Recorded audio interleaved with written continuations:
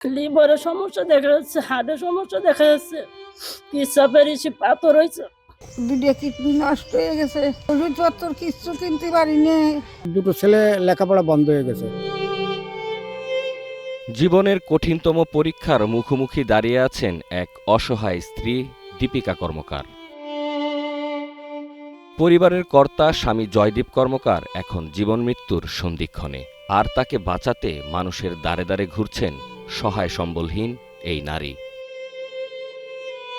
নড়াইল সদর উপজেলার সিংগাসোল ইউনিয়নের সোলাশা গ্রামের বাসিন্দা জয়দীপ কর্মকার দীর্ঘদিন ধরে কিডনি রোগে আক্রান্ত।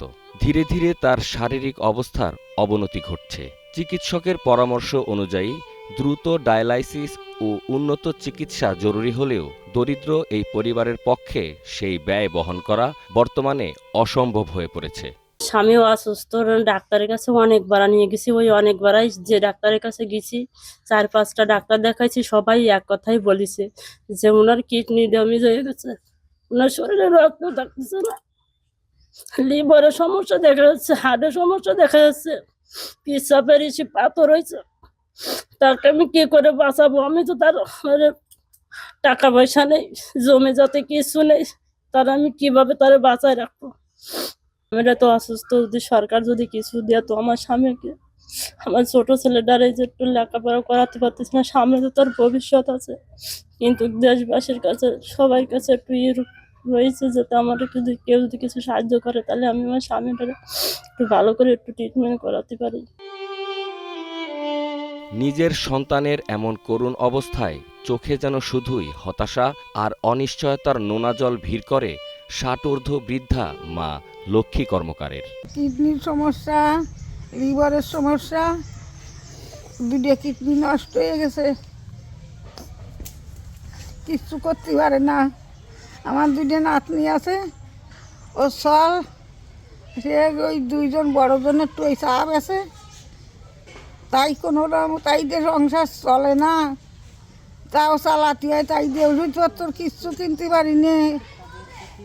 কি আর হো তাই কও, তাই এই 10 জনের কাছে তোমাকে সবার কাছে আমার এই অনুরোধ, তুমি একটু সাহায্য সমত করো, আমার চলটা যদি কিছুদিন বাঁচিয়ে যায়।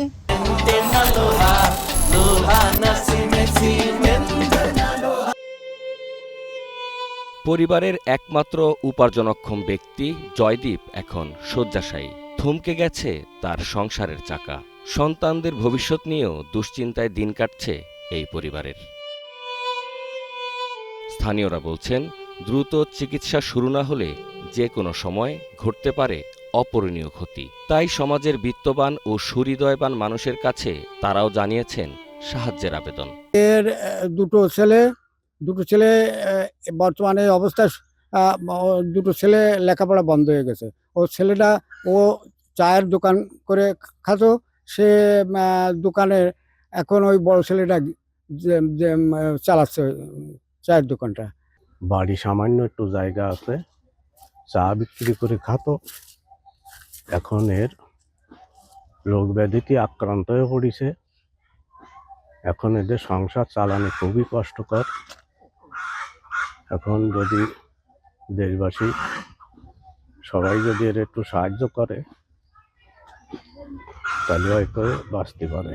আসলে ও খুব অসহায়, ওরে কোনো রোগ ডাক্তার দেখাতে হলে ওর এমন গার্জিয়ান নাই যে সে ওরে ডাক্তার কাছে নিয়ে যাবে।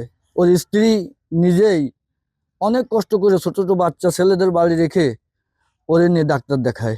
এই রোগে ভুগতেছে, ও খুব অসহায়। আমরা বাজার থেকেও অসহায় কালেকশন করে দেওয়া হয়েছে, এবং আরও টাকার প্রয়োজন। আসলে এত টাকা আসলে ওর পক্ষে সম্ভব না। ও একটু চার দোকানদারি করে। আসলে ওর পারিবারিক আপনার পরিবার খুব গরিব।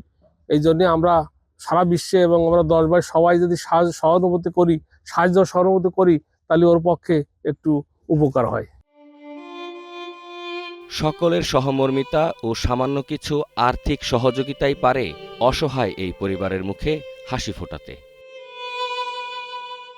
নড়াইল থেকে কৃপা বিশ্বাসের পাঠানো তথ্য ও ভিডিওচিত্রে ডেস্ক রিপোর্ট, কালের কণ্ঠ।